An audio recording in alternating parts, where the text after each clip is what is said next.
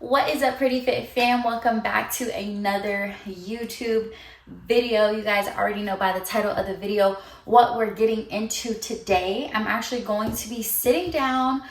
Well, not really sitting down, I'm standing up, but I'm gonna be talking to you guys about progressive overload. What is it and how to use it, the benefits of it, the risks of it. Shout out to one of the subscribers on the Pretty Fit Life channel who wanted to know the breakdown of progressive overload. So without further ado, let's get right into the video. All right, guys, before we get started with this video, be sure to subscribe to the Pretty Fit Life channel. Make sure you like this video and drop a comment down below if you want to see more educational videos just like this, because I really don't mind explaining things like this because not everybody knows. So make sure you drop a comment down below if you want to see videos just like this. Now let's go and get started. So explaining progressive overload, you guys, what is it? And don't mind me, I just have notes here just so I'm, like, you guys know, I'm just making sure I'm following tasks because I tend to go on little tangents. So progressive overload. So kind of the big overlay of it. It's a style of strength training that allows an individual to basically not hit a plateau. So this involves gradually increasing your intensity or the difficulty of your workouts. That could be in various different ways, and it could not, but it could also be used not just for strength training. It could be used for like if you're a runner or something, if you want to increase like your time or something like that. So that's basically what progressive overload is. Just a very quick sentence. It's just you challenging yourself more. It's making sure that your body isn't getting tired or bored. You're constantly challenging yourself. So this is actually a really good strategic way for people who are in strength training. I'm just going to use strength training for the majority of it because everybody wants to get their gains, but this is a very strategic way to maximize your gains and minimize burnout, as well as avoiding injury. So that's another big thing as well too. And you guys probably have heard this before. Even if you haven't, a good rule of thumb is to gradually increase by 10%. And I'll say this later on in the video as well, but 10% may be a lot for some people. So just listening to your body. But if you don't get anything else from this video, 10% increase at least every week or every couple of weeks is a very good rule of thumb to make sure that you're implementing progressive overload correctly and you're not hurting yourself. You're not doing like damage to your body like in the long run. So and like I said before, it's really important to listen to your body when you're incorporating this method, because everybody is going to respond differently to different things, whether it be strength training, whether it be cardio, whether it be your nutrition. Everybody's going to respond differently. So just making sure you're very in tune with your body. You're listening to any slight instances, any kind of cues that your body is giving you. Make sure that you're listening to your body, because your body knows best and only you know your body. Anybody could tell you these things, but only you know your body. So that's basically what progressive overload is. Now, let's go into how to use progressive overload. So, all right, you guys. So now we're going to move into how to use progressive overload. So we have a few different ways that you can use it. So the first way, increasing your weight. So the very most basic way, increasing your weight for strength training. So, excuse me. So when you're increasing your weight, you're of course placing additional stress onto your body, onto your muscles, causing them to break down, rebuild, repair, recover, get bigger, get stronger, right? So example would be, this is an example that you could use this. So let's say week 1, you're squatting at 100 pounds, right? Then you come back week 2 and you add on 5 pounds. Then you come back week 3 and you add on 5 more pounds. So week 1, you're at 100. Week 2, you're at 105. Week 3, you're at 110. So you could try that. That's a way too. Or you could do week 1, you do 100. Week 4, you do 105. And maybe week 8, you do 110. You could do that as well. So it's just different ways that you could do it depending on your goals, depending on how much time you have. That's a way that you could do it. So that's increasing weight, and you can do that with anything. It doesn't have to be squatting. That was just an example. So the second way to use it is increasing your duration. So as I mentioned kind of in the beginning, this doesn't have to be used just for strength training. This could be used for somebody who is more, who is an endurance athlete, who's a runner, who maybe a swimmer or a biker or whatever. So increasing duration. This could also be used for strength training as well, but it's easier to relate it to somebody who is an endurance athlete, and it's more easy for you to understand that way. So increasing the length of the workout, like cardio, for example. This can help, of course, build your endurance, hence endurance athlete. This is mainly for your cardiovascular health, which is something that you should not be neglecting. Cardio is something that you shouldn't be neglecting, whether you want to lose weight or gain weight. Your heart health is still just as important as you building muscles, as you incorporating nutrition. So you might not need it as much as somebody who may need to lose weight, but your cardiovascular health is also very, very important. So just a little, a little sprinkle of knowledge. Cardiovascular health is really important. So an example for increasing the duration, so like running, walking, the Stairmaster, you riding your bike, you swimming, or whatever you like to enjoy, dancing, jump rope, whatever you enjoy, right? So week 1, you perform, I'm just going to use the Stairmaster because I just did the Stairmaster this morning. I'm going to use the Stairmaster. So week 1, you perform the Stairmaster however many times you do it. Let's say you try it 1 time a week, you're going to do it for 20 minutes. Week 2, you're going to perform for 25 minutes. Week 3, you would perform for 30 minutes. Or you could do, again, week 1, 20 minutes. Then you get to week 4. So we just jumped a month. So week 1, we do 20 minutes. Week 4, we do 25. Now okay, I just jacked all that up. So, like I was saying, week 1, you could do it for 20 minutes. You perform the Stairmaster for 20 minutes. Week 2, you perform for 25 minutes. You do the Stairmaster for 25 minutes. Then week 3, you do it for 30 minutes. If you don't want to do week by week, you increase. You could do week 1, week 4, and week 8. So week 1, 20 minutes. Week 4, 25 minutes. Week 8, 30 minutes. So that's another way as well. Okay, so that's increasing your duration. That's how you can also incorporate progressive overload. So the last way I have is increasing your reps. So this is another way that you can incorporate progressive overload. So this is you forcing your muscles to perform more reps. This can improve your muscular endurance, meaning that your muscles can last a little bit longer during that set that you're doing, and it doesn't get tired as quickly.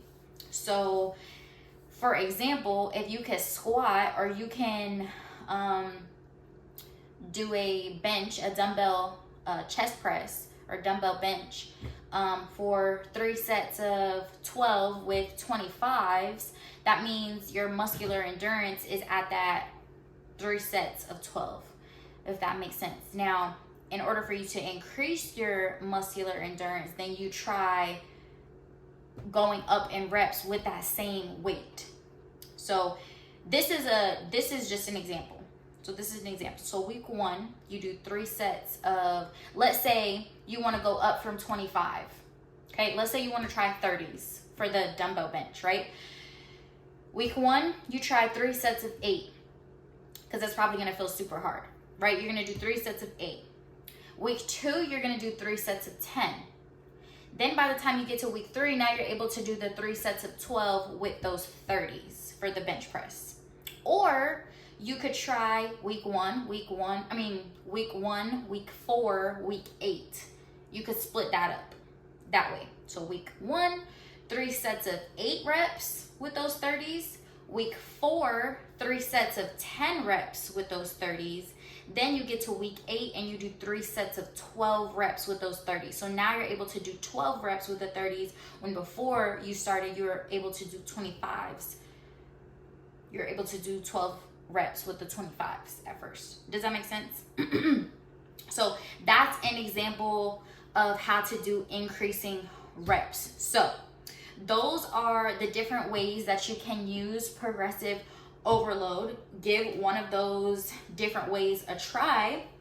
Now moving on to the benefits of progressive overload. So basically the primary benefit of incorporating progressive overload into your programming is really just so you're not hitting a plateau in your progress. So whether it's gaining muscle, whether it's building strength, whether it's, again, endurance, this is just so you're not hitting a plateau in your progress. A good coach is going to naturally increase this or incorporate this for you without you even really noticing it. They're going to naturally increase this for you, but sometimes it just will take, you know, just some reevaluating and just readjusting in your programming. Or if you don't have a coach and you just see it yourself, just reevaluate and readjusting and try incorporating it, because it's really useful so you can continue to challenge yourself. So usually when a person is performing set exercises repeatedly for a certain amount of time, of course your body is getting used to it. It's not challenging anymore, so you start not to see the progress. And that's why a lot of people, get very frustrated in their fitness journey because they don't know how to incorporate this. They don't even know what this means. So I'm really glad to whoever commented down below. Thank you for asking this question. A lot of people don't know how to incorporate this or incorporate it correctly, or they don't even know what it is. So that's why people get frustrated on their fitness journeys and tend to give up after a month or 2 months or 3 months. It's like, one, I've said this in other videos too, this is a lifelong journey. You're not gonna see, you can, now don't get me wrong, you can see results, you can see some type of result in a matter of 30, 60, 90 days. It is true that you can see results. Are you gonna see a whole full transformation in 30, 60, 90 days? Probably not. Most of the time, no. You can see progress though. You can see good progress in that short time span. But are you gonna see a difference in your body? Like, are you gonna have from somebody who needs to lose 100 pounds and in that 90 days look like Tiana Taylor? No, absolutely not, because it's not realistic. It's not realistic, and one, it's not healthy. So those are just the benefits of progressive overload. Again, I went on a tangent like I knew I would. But yeah, those are the benefits. Now, moving on to the risks. This is a big thing, you guys. All right, guys. So moving on to the risk. So the main risk of progressive overload really is the risk of the risk of injury. That is the biggest risk when you are incorporating progressive overload, when you're performing certain exercises in specifically strength training, because it's really, really important for you to have proper form and technique, not just in strength training. This is just exercise in general. It's really important for you to have proper form, proper technique when you're performing, and I'm saying to strength training because it's really easy to hurt yourself during strength training when you're incorporating progressive overload, because the intensity, and then people tend to strain, and you're increasing the weight that you maybe have never done. It's just really easy to get injured. So just remembering, like I said in the beginning of the video, that everybody's limits are different and everybody's difficulty level is not the same. So your difficulty level could be like 315 for squatting, and that's very, like, that's a huge number, but that could be your difficulty level, while another difficulty, somebody else's difficulty level could be literally the 100 pounds. So just taking that into consideration is that, one, not everybody's on the same journey. Two, everybody's difficulty level is going to be different. So a 10% increase could be challenging for you if you go week by week, or if you go a couple of weeks, let's say week 1 to week 4 to week 8. If you decide to go that way, now you don't have to do that. Just do you could do every 2 weeks, you could do 3 weeks, you could increase that way, or you could do every week. Sometimes you could do it that way too, just to kind of see a push in your training. But it's totally up to you. But like I said, a 10% increase could be challenging to you, but another person, it could be really, really difficult. So just keeping that in mind, that you are not going to be the same as the person standing right next to you, right? So just keeping that in mind. Those are the biggest risks. Risk is literally the injury, risking yourself for injury. Same thing if you were an endurance athlete. Let's say you were a runner, or maybe you're a sprinter. I don't know how track works, but I know how track works, but I don't know like the setups for track, like the 100, the 200, the 400. Like, I don't know all that, but like I know the names. But anyways, let's say you're a runner and you want to increase your, let's just say mile time, because I can relate to that, to increasing the mile time. Let's say you want to increase your mile time. You want to cut a minute down off your mile time. You can also injure yourself in that way, because you can get shin splints. You could pull a hamstring when you're running. You could even, while you're running faster, you probably could trip and fall on your own feet. So just keeping that in mind, just really make sure that, and of course, while you're increasing the intensity, you want to maintain proper form and proper technique. I always say quality over quantity. So that's the biggest thing. So moving on from wrists, we're going into some safety tips. This is a very educational video, you guys, so hopefully you guys like it. But moving on to some safety tips.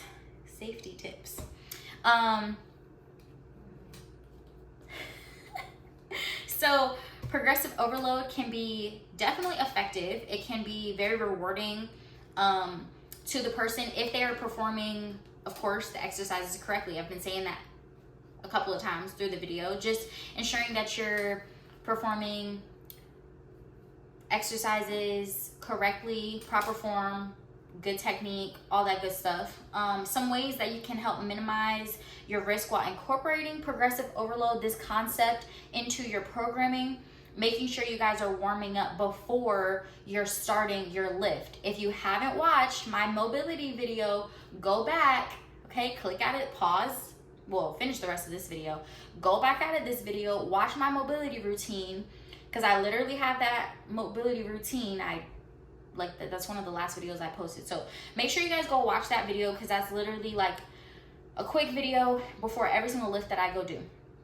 So it's more specific on my lower body days versus my upper body days, but just in general, that's the full mobility that I do. You shouldn't be stretching before you lift. That's just, in my opinion, you shouldn't be stretching. You could foam roll before you lift too. Just making sure that you're warmed up before you start your lift, because you can hurt yourself by not warming up correctly. You cannot go into you can't immediately start squatting 225.